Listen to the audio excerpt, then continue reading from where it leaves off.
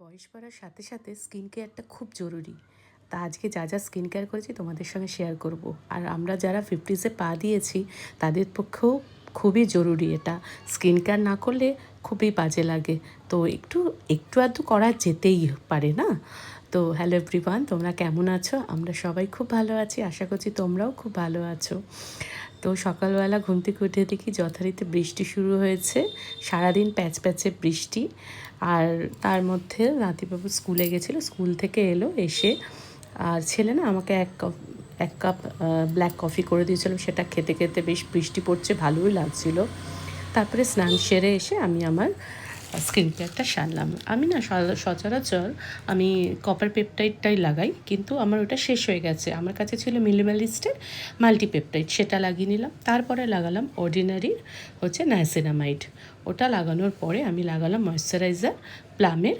তারপরে লাগালাম হচ্ছে ডার্মাক হচ্ছে SPF 50 সানস্ক্রিন লোশন।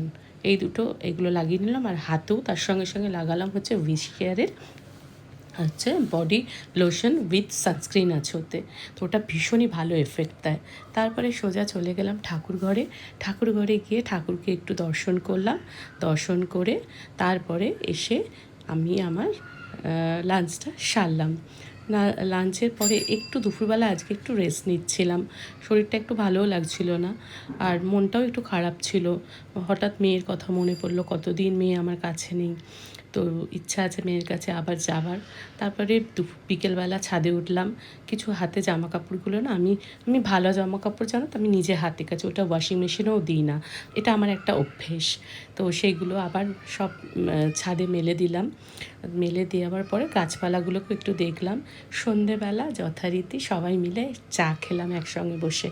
আজকে একটু বেরোনোর কথা ছিল, কিন্তু বেরোলাম না। রাত্রিবেলা যথারীতি আবার ডিনারটা সেরে ফেললাম। এই ছিল আমার।